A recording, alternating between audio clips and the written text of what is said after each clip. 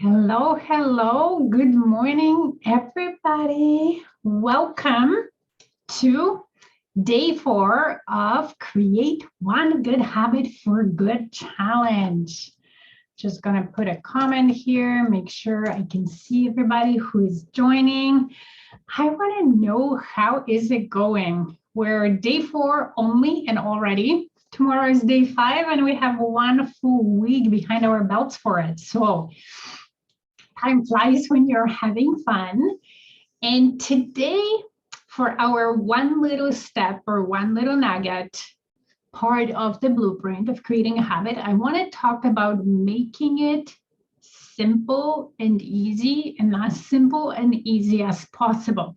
And I know I've been mentioning that for the past, 3 days, because it's just such a congruent or integral part of creating habits that I couldn't not mention it. When you try to create a blueprint of something, you break it apart and you break it into steps, but they're all connected, right? So sometimes it's just impossible to talk about certain steps together. Good morning, Colleen. Welcome, welcome. So, what I want to say is, now that we know, as I was talking earlier or previous days, you want to start with the simplest, the easiest way possible, because it uses the least energy from your brain, right? You create yourself the path of least for yourself, a path of least resistance, and as opposed to having like big ambitious goals and your brain just resisting it, right? So we want to put the ego aside and put that like, oh, I want to achieve everything now aside, and say, what is the easiest and the simplest way I can achieve it to set ourselves up for success long term? So what I want to know is, how is it going with your habits so far, day 4? And if there are maybe little adjustments that you're noticing would be beneficial for you, right? So maybe, I don't know, changing the length of time you're doing something, or changing the frequency, or the day you're doing it, or the time of the day you're doing it, to really make it the easiest and simplest possible. Because once you have that down, then you can start adding. And as you start adding and expanding, it doesn't seem so difficult. It doesn't seem so overwhelming. So if you want to tell me, I just realized I have a smoothie almost of the color of my sweater today. So cheers to that. Let me know, what are you noticing?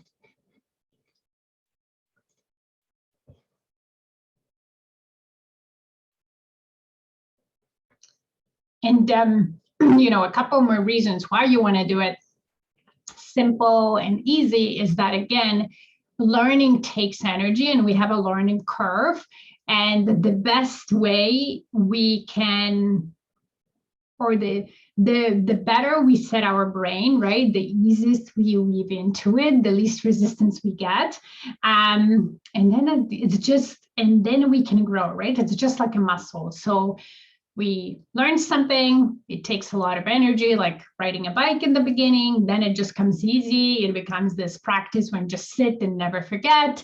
And then let's say we want to upgrade our bike to mountain biking, and we start going in hills and so on, and that's difficult in the beginning, but we keep going because we have a great motivation, right? We know our why, we know why we're doing it's fun, whatever.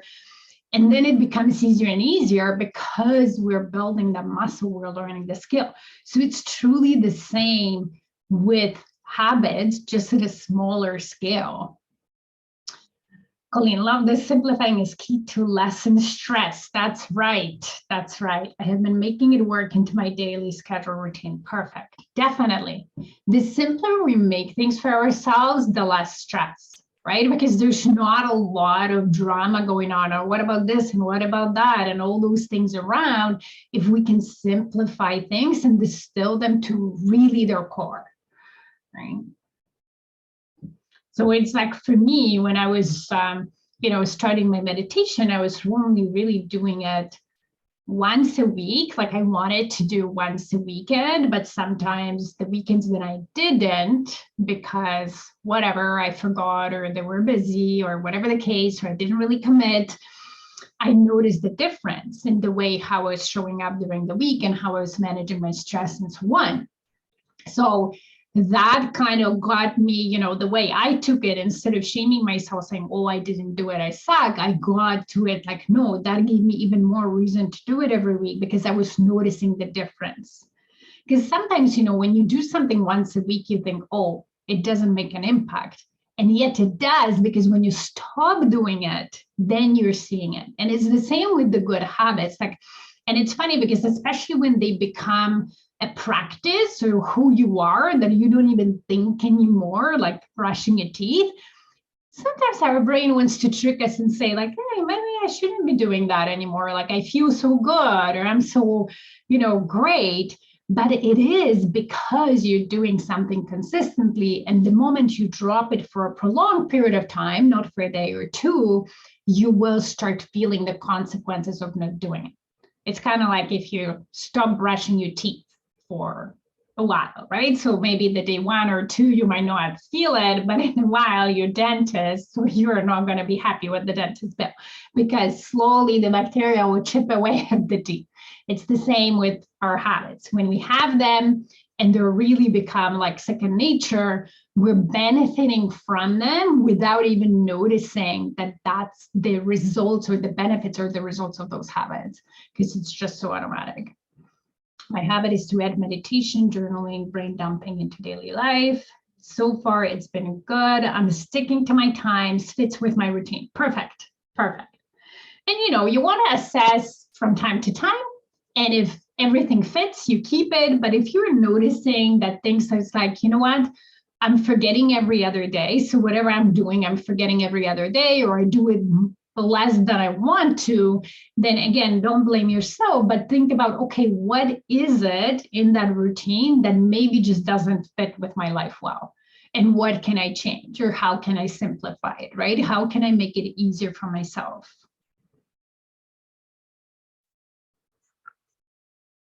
Then another suggestion that I have, that especially when you're thinking about a habit, maybe it's not a daily, or daily seems too much for now, you would love it, but it's too much, then think about the minimum you want to do and you can do. So for example, I have a client who is following this habit and they're doing it for social media, right? So what she committed to was, I will do, and I don't remember exactly, but I think 3 posts a week, instead of trying to do it weekly, right? So I use the habit to establish, so I use the challenge to establish sort of 3 posts a week, and then I'll build on that, right? So when you commit to the minimum, let's say 3 times a week or 2 times a week, and then you really like, I'll figure it out no matter what, those times. And then you can always tell yourself, hey, if there are some weeks when I feel like doing more because things are going well and life is not crazy happening to me, then if you do more, great. But at least if you do the minimum, you're not again feeling bad. It's like, oh, I'm not doing anything. So that's also a strategy. You can take it, you don't have to, but it's also a strategy that with certain habits works great. Meaning, okay, what's my minimum? This is what I'm committing to, but I know I want to go every day with it. So if there's weeks when I can, I'll do it. And I'll celebrate that on top of my little celebrations that I did my minimum. And then if not, not a big deal. So you can take that as well. Okay, so I'm curious, Colleen, are you already noticing a difference in how you show up every day, or what that habit does for you? It's been 4 days, but I know with your habit, like with really journaling and adding meditation, kind of brain dumping, I would think you've already noticed a difference. So I'm curious to know if that's the case. And what have you noticed? What sort of differences or little benefits you're noticing?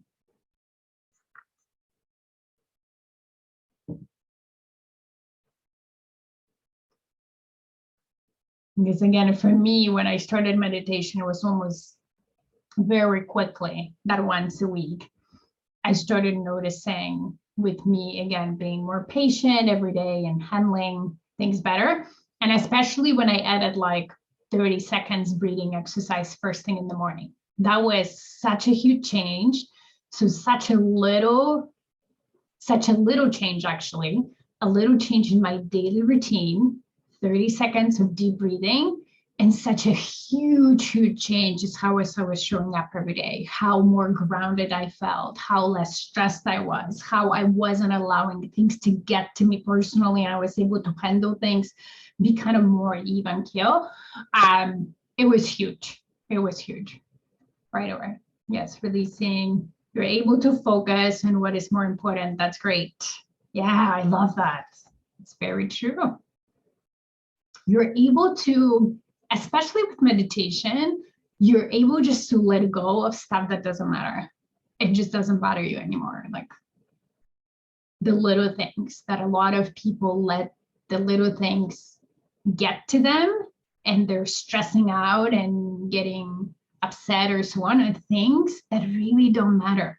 But when you think about how much time and energy you're losing on focusing on those things, that can, like, I want to challenge those of you who are kind of have that tendency of getting upset over the smallest things, is to track how much time and energy a day or a week you spend doing that. And then when you realize that, think about what you could accomplish on the things you want to do. And maybe you say, I don't have time for it, I'm too busy. If you stopped focusing on the little stuff, that's a good challenge, I think. All right. Shelly, I like the idea of brain dumping. I think I might drop it to 5 minutes of reading and do more when I can. Yeah, okay. Yesterday you didn't read. That's okay, Shelly. Don't feel bad. That's okay.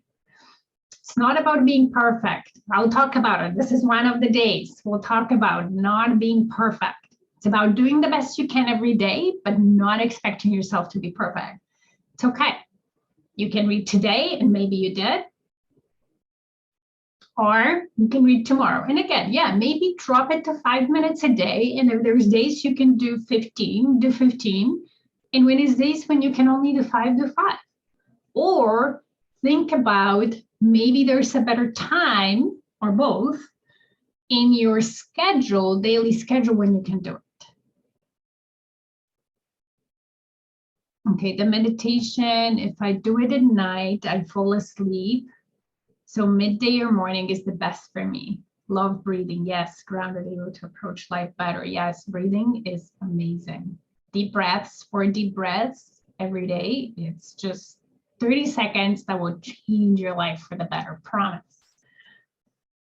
Love that. I shake the little things off and treat my time like currency. Yes, it's great. Awesome. Awesome. So yes, Shelly, think about 5 minutes a day. That's a great idea. And then again, as we said, you read 5 minutes. If you can, you read the minimum. And then if you read more, that's great. But also think about the time of day of the reading. Maybe you can find a better time that's just easier. That's what I really need to work on, is having a schedule. Yes.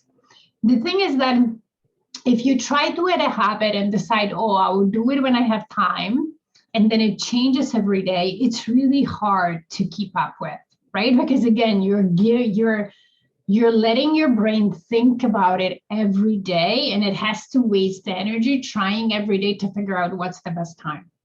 All right. And that's why it's difficult to keep it consistent, because then you get busy and you just forget. And you wanted to make it automatic at some point, and the only way in which you will make it automatic if the brain doesn't have to think about it.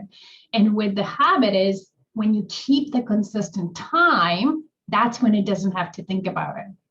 Like, if I think of myself, there was no way I could do something automatically if I had different times on different days. Then I need to rely on my schedule, and this is something you would have to book, but then it's very hard to make it a habit. So just think about when is the best time in my day to do it, the easiest, where I could most of the time stick with it, right? And it could be first thing in the morning, I wake up and maybe I even stay in my bed and read, and then I get out of bed. How about that? That's a good idea. So maybe that, or I do it, before I go to bed. But if I fall asleep, that's okay. But maybe I just shift my whenever I go to bed by 15, 20 minutes. So I go a bit early.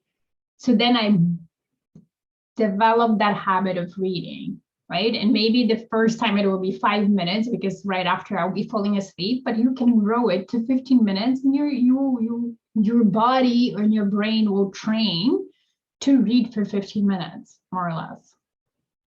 So maybe it's that, or maybe it's lunch. If you're consistently taking lunch every day around the same time, maybe it's like, okay, right after lunch, I sit with my coffee or whatever, and I'm reading, and then I'm getting back on with my day.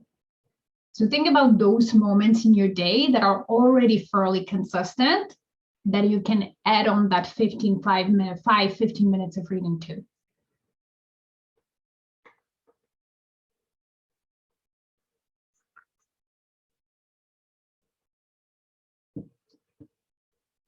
It would be better to read than being on my phone in bed. Yes, 100%.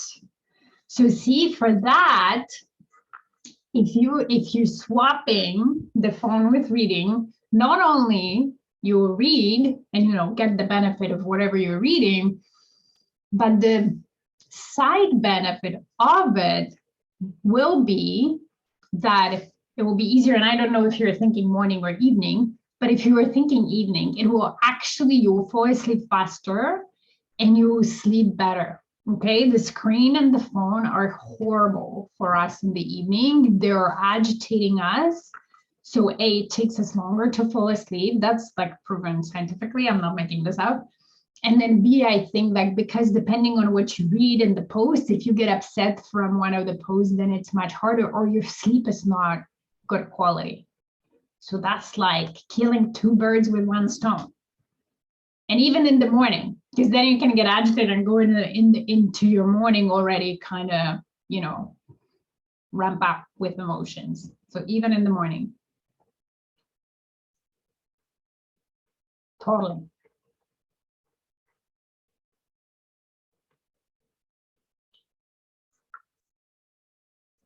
I recommend not looking at your phone first thing in the morning, but doing something like a meditation or breathing, or even if you just go down and make coffee and kind of let yourself wake up without looking at your phone for at least 30 minutes in the morning. And it's the same at bedtime. At bedtime, I think the recommendation is an hour at least. But even if you did 30 minutes, when you go to bed and no more looking at the phone or TV or whatever, but you pick a book and read or journal, or, Colleen says when she meditates, because that's easy to fall asleep then, whatever that is. If you can avoid, like if you can create that buffer for yourself, 30 minutes, you'll feel so much better. Promise, 100%. Okay. I need to hide my phone in the morning and bedtime. Yes. Hide it. Leave it in a different room. Just bye phone. That's right. And yeah, you can just replace it with reading.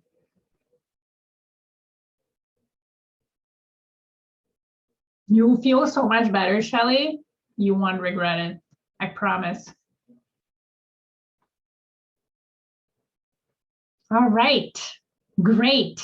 Thank you, ladies, for coming live. Again, live is great when you show up because we can solution together. I can coach you in anything you have. We can make it easier for you to create that habit, find the easiest and simplest way to stick with it.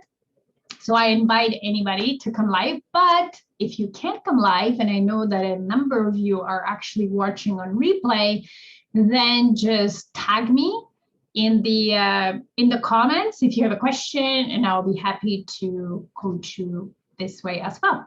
All right, so have a fantastic Thursday and see you tomorrow for day 5. All right, thanks. Bye.